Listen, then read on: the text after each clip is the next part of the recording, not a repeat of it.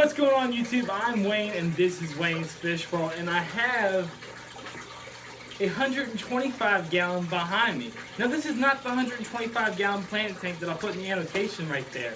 Take a look at that, it's an awesome tank. That's not that tank. That tank is sitting right there where you guys can't see it on the other side of the room. So I am going to release the information on what this tank is going to be on Facebook.com a week from today. But I want you guys to take some guesses in the comment section below. Is this going to be an African cichlid tank, Mbuna peacock's hat, Lake Malawi? Is it going to be SPS dominant? Is it going to be a Fowler tank? Is it going to be another plant tank, Iwagumi? Only way to find out for sure is to stay tuned next week. I started this video off by putting sand in the aquarium, but I thought this is the perfect opportunity to talk about beneficial bacteria in the aquarium and how I believe the industry, the market, has really robbed a lot of newbies' pockets, and sometimes biological media might be the biggest ripoff on the market. Now that I got your attention, let's get started. I do want to say this. For filtration, it's a 3 legs to a table rule with a lot of things in your aquariums. You hear me say that a lot. You got mechanical, biological, and chemical. There are 3 different types of filtration. And I think a lot of times people try to combine all 3, and sometimes it can work in a great filter. But in the sense of combining, we kind of forget which one's which. Or more like the industry market is trying to get $1 out of you. No 2 systems are the same. So what might work for somebody else might not work for you, or vice versa. In the ye old fish keeping days, we didn't have a lot of aquarium technology that we have today. And the only reason we have these technologies is because the market is promoting it, the funds are available, and the community is growing, and with the internet going hand in hand with that, it's leading to a thrust in acceleration with aquarium devices, either it be innovating new skimmers or new technology that's compatible with your smartphone. Whatever it might be, in either direction, fresh or salt, ponds, brackish, you see new technology that makes aquarium keeping easier. Sometimes low tech is the best way to go. And maybe not even fully low tech, but as this aquarium hobby, pet keeping keeps advancing, technologies increase, we have to get back to the fundamentals on how an aquarium works and why it works. We are fed all this information mainly through manufacturers and misguided people. And now the newer generations that are coming up with fish keeping aren't experiencing what I experienced. But let's get to the point of the video. Biological filtration. I'm also going to take the time to cover in this video my biological filtration for the tank. Biological filtration is the most important, hands down filtration. Mechanical filtration failed for a while. Chemical filtration might not even be present, but biological has to be there or your tank won't even cycle, and it won't be able to keep up with the livestock you introduce in your aquarium. Beneficial bacteria is physical. It's microscopic, but it's physical. So it needs somewhere to thrive. It needs a land to cultivate. It needs somewhere to live, just like how I'm sitting in this chair. It's just they're much smaller. Beneficial bacteria is going to grow on your live rock, your plants, the sides of your glass, the intakes of your filter, inside your filter, the sand, your rocks, your thermometer, your heater, your sump pipes. Wherever there is surface area in your aquarium, that is where beneficial bacteria is going to adhere. Now, where do you see low surface area in this aquarium? What I just added in here, the sand or your substrate. This is what I'm relying on to keep my fish alive. This is going to be alive. My 125 over there with a deep dirt bed, that thing is seeded with life. It didn't happen just like that. It took time to cultivate and mature. That deep dirt bed is probably around 6 years old, probably around there, somewhere about there. That tank over there is set up to the point where it can handle almost anything I throw at it. It has been very forgiving and has saved my ass in multiple occasions. And to be honest, I'm doing the same thing with this, just a little different. What I really want to pound in your head today is the fact that when you look at filtration and when people are shopping filtration, you know, the top 2 filters hang on the back, in my opinion, are the Aqua Clears, now the C series by Fluval, Hagen, and the Aquarium hang on the backs. And my personal favorite is the Aquarium hang on the backs for 2 reasons. One, they have a little more power when it comes to mechanical filtration, and that's the whole reason I'm choosing hang on the backs. The main reason I'm choosing to hang on the back is not for biological filtration. A biological filtration is right here. But Hagen uses this as a selling point for their Aqua Clears or C series. They use the selling point of it's got so much space for biological media.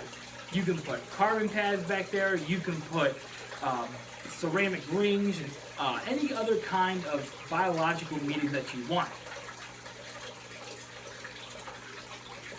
But wait a minute. Yes, a mechanical filter can double as or even triple as a mechanical, a biological, and a chemical filtration. But when it comes to biological, your main source should be your substrate. So when I'm shopping mechanical filters, either it be canister, sump, internal, undergravel filters, hang on the backs, whatever it might be, my main thought process is I want the water clear. My sand, my substrate is going to keep it biologically friendly. The filter is going to keep it appealing to the eye. It's going to keep it mechanically clean. So yes, the biological additives or attributes that are present with the Hang on the Back series by Fluval are good. That's not really winning me over because I already know I have that right here in the substrate. So let's take a second and go ahead and start talking about pros and cons of biomedia in the aquarium. First of all, I want to state this. I'm not making a video bashing on biomedia. Biomedia has plenty of benefits, even if you are using substrate in your aquarium.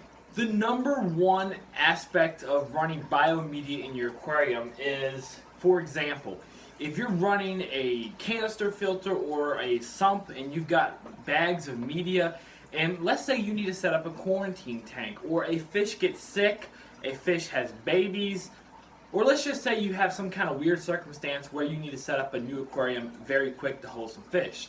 Well, the good thing about that is you can take your bag of biomedia, put it in a hang on the back filter, another canister, or put it under an air pump, or better yet, if you're running more than one filter, you can take that hob filter or another canister filter or internal filter, take it completely off that tank and put it in another aquarium, and that way you can introduce fish in there and you've got some type of cycle going on where your fish won't be subject to ammonia burn and going through that cycle all over.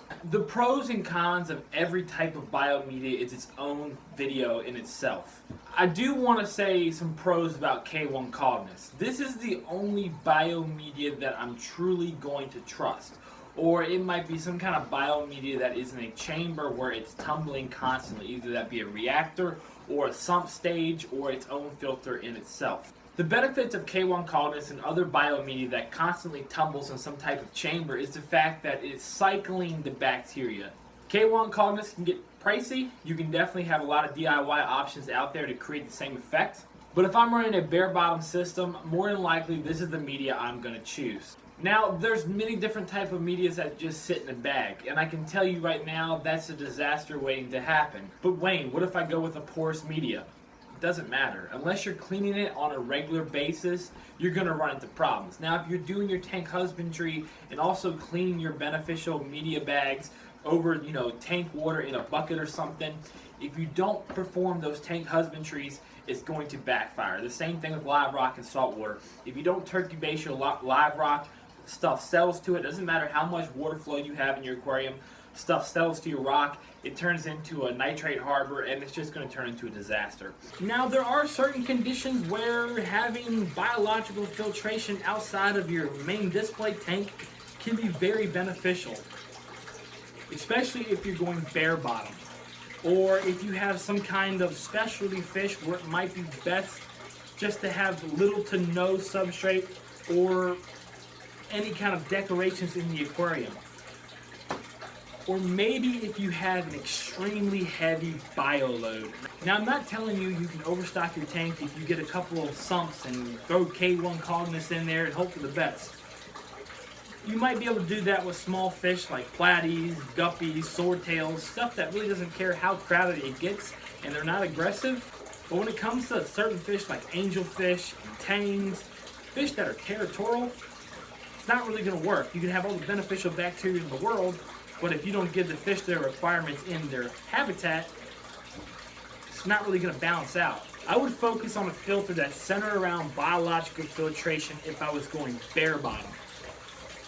If I had messy fish like goldfish, which I do, and there's still sand in their aquarium because they clean it, or if I had, you know, I'm just not a fan of going bare bottom. I'm really not. But I will give you one example that does make sense, and that's salt water. If you don't go deep sand bed, you need to have no sand whatsoever or as little sand as possible on the bottom. And there's a good reason for that. A deep sand bed takes time to mature. And even though it matures and you get to the point where it's cruise control, you don't do any water changes, the sand takes care of itself, it cycles your aquarium, you never do water changes, it's fine and good. But eventually that deep sand bed can backfire. But if you don't have a deep sand bed in salt water, any kind of sand on the bottom is just going to act as a detritus sink. All the organic material, uneaten food, waste is going to settle on the bottom, and if you don't vacuum out on a regular occasion, at least once a week, it's going to sit there and decay and foul your water. Yes, you can have a protein skimmer running, but you have to be proactive and not reactive.